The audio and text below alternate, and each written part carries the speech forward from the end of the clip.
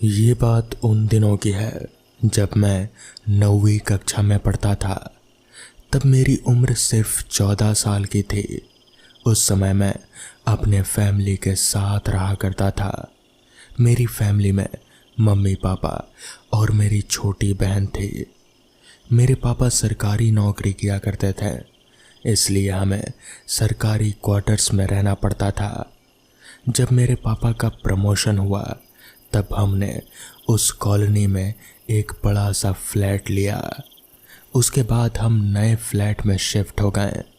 मैं वहाँ बहुत खुश था क्योंकि मुझे रहने के लिए अलग से एक बड़ा कमरा मिल रहा था जहाँ मैं अपनी सारी किताबों को अच्छे से रख सकता था। पर पता नहीं क्यों जिस दिन से हम उस घर में रहने के लिए गए थे तब से मुझे उस घर में अजीबोगरीब बेचैनी महसूस हो रही थी। ये बेचैनी क्यों हो रही थी?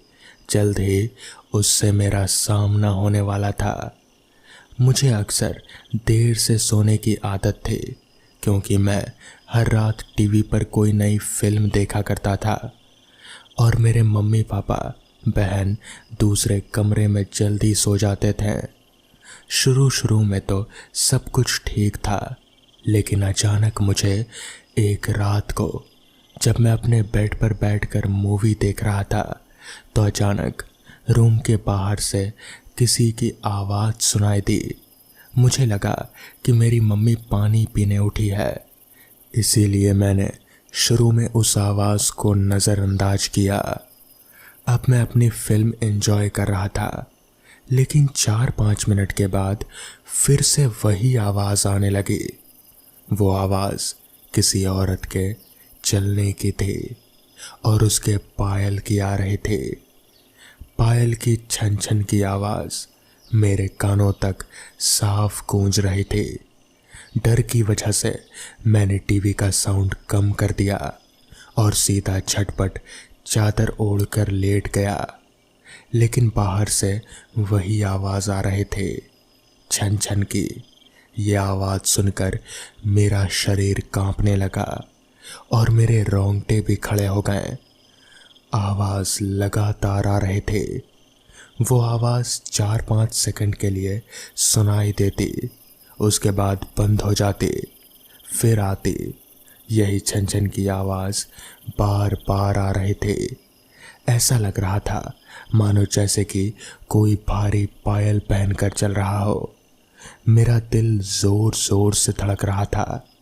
ऐसा लग रहा था कि अभी मेरा दिल छाती फाड़ कर बाहर आ जाएगा। उस वक्त मुझे कुछ भी समझ में नहीं आ रहा था कि मैं क्या करूं। मैंने तय किया कि मुझे अपने मम्मी पापा को उठाकर सारी बात बता देनी चाहिए। मैंने हिम्मत करके दरवाज़ा खोला। उस समय वही आवाज़ बिल्कुल मेरे सामने से आ रही थी। ऐसा लग रहा था कि कोई औरत चलकर मेरे पास आ रही हो, लेकिन सिर्फ आवाज़ ही आ रही थी। सामने कोई भी दिखाई नहीं दे रहा था, मगर वो आवाज़ बिल्कुल साफ थी।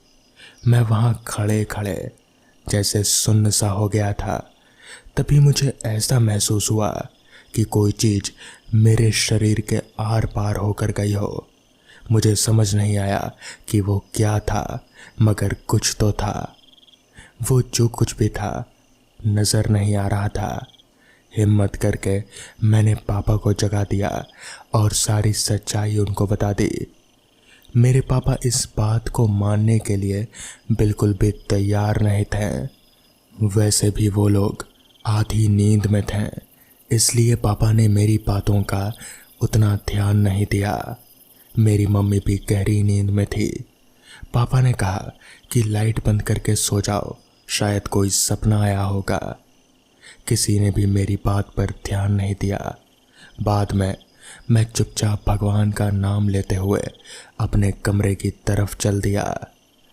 मैं भी अपने कमरे की तरफ हॉलवे में चल ही रहा था कि तभी मुझे ऐसा महसूस हुआ कि जैसे किसी ने मेरा हाथ पकड़ लिया हो। मेरी हथेली पर किसी बच्चे का हाथ मुझे साफ साफ महसूस हो रहा था। मैंने अपनी हथेली की तरफ नीचे देखा मगर वहां पर कोई नहीं था, लेकिन हाथ मुझे साफ तौर पर महसूस हो रहा था। वो किसी बच्चे का छोटा सा हाथ था।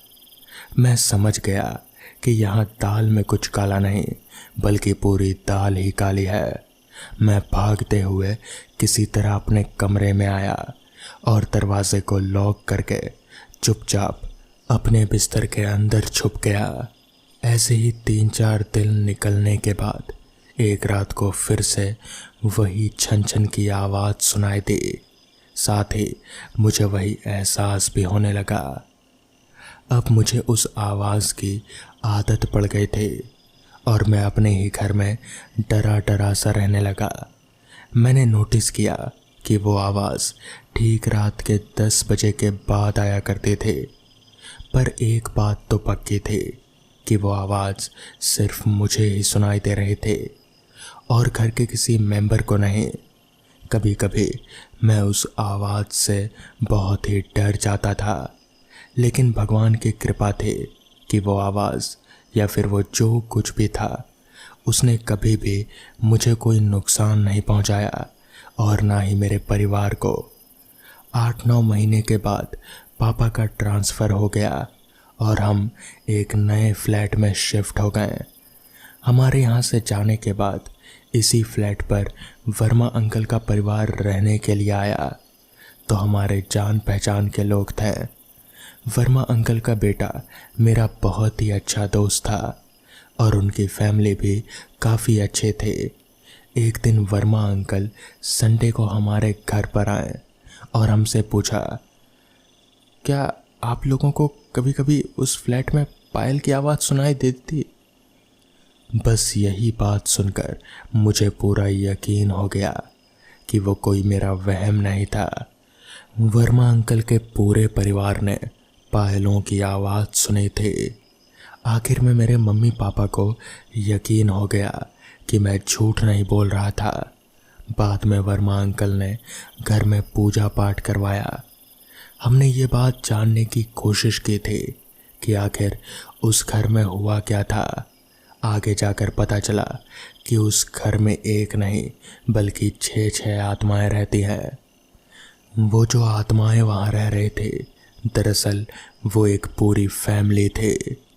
बहुत साल पहले जब वहाँ पर फ्लैट भी नहीं था, तब वहाँ पर एक घर हुआ करता था। उस घर में 6 लोग रहा करते थे। कहते हैं कि उस पूरी फैमिली का रातों रात मर्डर हुआ था। बहुत बुरी तरह से उनको मारा गया था। उनमें 2 बच्चे भी शामिल थे। सारी इन्फॉर्मेशन हमें वहाँ के एक बहुत पुराने वॉचमैन के माध्यम से मिली। पूजा पाठ के बाद किसी तरह की दोबारा आवाज़ सुनाई नहीं दी।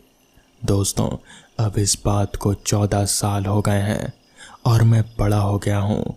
अब मुझे किसी तरह की कोई आवाज़ सुनाई नहीं देती, पर जब भी मैं उन 6 लोगों के बारे में सोचता हूँ तो मेरा मन दुखी और दिल भारी भारी सा लगने लगता है। खैर, तो दोस्तों, ये थी आज की पहली कहानी। तो चलिए बढ़ते हैं आज की दूसरी कहानी की ओर। यार, बहुत रात हो गई है, थोड़ा जल्दी बाइक चला। अनिकेत ने अपने दोस्त राजेश को कहा, तो इस पर राजेश ने कहा, यार जल्दी ही तो चला रहा हूँ, ये रास्ता सही नहीं है, ज़्यादा तेज़ चलाना ऊपर से रात के वक्त सही नहीं रहेगा, इसलिए थोड़ा संभल कर ही चलते हैं। वैसे भी रात ही तो हुई है, इसमें डरने वाली कौन सी बात है। तो इस पर अनिकेत ने कहा, यार तूने सुना नहीं है क्या, ये रास्ता क्या। तो इस पर अनिकेत ने वापस से बोलना जारी रखा, दरअसल लोग बोलते हैं कि ये रास्ता रात के लिए सही नहीं है, यहाँ पर आत्माएं भटकती है। इस पर राजेश ने मुस्कुराते हुए कहा, अबे क्या यार, तू भी ये क्या इन सब बातों पर यकीन करता है, पागल है क्या? भूत प्रेत आत्मा ये सब बस दिमाग का वहम है, ये सब कुछ नहीं होता, चल चुपचाप। जिसके बाद राजेश ने आराम से बाइक चलाना जारी रखा। रात काफ़ी हो चुकी थी। इसका अंदाज़ा रास्ते की खामोशी और सन्नाटे को देखकर साफ पता लगाया जा सकता था। रास्ते के दोनों तरफ जंगल झाड़ियाँ थे, इसलिए चांद की रोशनी भी रास्ते पर सही से पहुंच नहीं पा रहे थे। बस बाइक की हेडलाइट की रोशनी ही थी जो उस रास्ते पर उन लोगों की सहारा बने हुए थे। राजेश बाइक को चलाते हुए तेजी से उस रास्ते पर आगे बढ़ने लगा। ठंड का मौसम था और राजेश को काफ़ी ठंड भी लग रहे थे। तभी उसने अनिकेत से कहा, यार थोड़ी देर तू बाइक चलाएगा क्या? मुझे बहुत ठंड लग रही है यार। इस पर अनिकेत ने कहा, यार मैं चला लेता बाइक, मगर वो क्या है कि मुझे सही से चलाना नहीं आता। तो इस पर राजेश ने वापस से कहा, क्या बे, अगर नहीं चलाना तो सीधा बोल कि डर लग रहा है, ये बहाना क्यों मार रहा है। जिसके बाद राजेश ने वापस से बाइक चलाना जारी रखा। रास्ते पर उन दोनों के अलावा और कोई भी इंसान नजर नहीं आ रहा था। रास्ते पर खामोशी और सन्नाटा इस कदर फैला हुआ था कि वो लोग बाइक की आवाज़ के साथ ही साथ दूर कहीं से ट्रेन के गुजरने की आवाज़ भी साफ तौर पर सुन पा रहे थे। राजेश तेजी से अभी बाइक चला ही रहा था कि तभी अचानक ही उसे रास्ते के बीचों बीच एक बच्चा खड़ा नजर आया। इस पर राजेश ने अनिकेत से कहा, अबे वो सामने देख, ये बच्चा कहाँ से आ गया इस रास्ते पर। इस पर अनिकेत ने कांपती आवाज में कहा, भाई भाई मैंने कहा था ना कि ये रास्ता। इस पर राजेश ने कहा, अबे चुप, ये बच्चा है यार, कोई भूत थोड़ी है, हमें उतर कर देखना चाहिए, हो सकता है कि इसे हमारी ज़रूरत हो। इस पर अनिकेत ने साफ मना किया, मगर राजेश नहीं माना। वो उतरकर उस बच्चे की तरफ आगे बढ़ने लगा। अभी वो उस बच्चे की तरफ आगे बढ़ ही रहा था कि तभी इतनी देर से सिर झुकाए खड़ा वो बच्चा एकदम से उसने अपना सिर राजेश की तरफ ऊपर उठाया। तो राजेश उसका चेहरा देखकर डर के मारे एकदम से नीचे गिर पड़ा। उस बच्चे का चेहरा बहुत ही ज़्यादा डरावना था। उसकी आंखें लाल चमक रहे थे और उसका मुंह इतना बड़ा था जितना बड़ा एक इंसान का हो ही नहीं सकता। वो बच्चा एकदम से ज़ोर से चिल्लाने लगा। उसकी आवाज़ पूरे फिज़ा में गूंज रहे थे। उसकी मोटी और कर्कश आवाज़ से साफ पता चल रहा था कि वो बच्चा कोई इंसान नहीं है, बल्कि वो कुछ और ही बला है। जिसके बाद अनिकेत भागता हुआ राजेश के पास आया और उसे उठाने लगा। राजेश को उठाकर वो वापस से बाइक के पास आया। उन दोनों ने बाइक घुमाई और वापस से वहीं पहुँचे जहाँ से वो लोग अपने घर जाने के लिए निकले थे। उन लोगों ने पूरी रात वहीं उस फार्म हाउस पर ही बिताई, अपने दोस्त के फार्म हाउस पर। और फिर अगली सुबह ही वो लोग वापस से अपने घर जाने के लिए निकले। मगर उन दोनों को आज तक ये समझ नहीं आया कि आखिर वो बच्चा, वो सब था क्या। तो दोस्तों, ये थी आज की कहानियाँ। अगर आपको ये कहानियाँ पसंद आई हों तो वीडियो को लाइक और चैनल को सब्सक्राइब करना ना भूलें।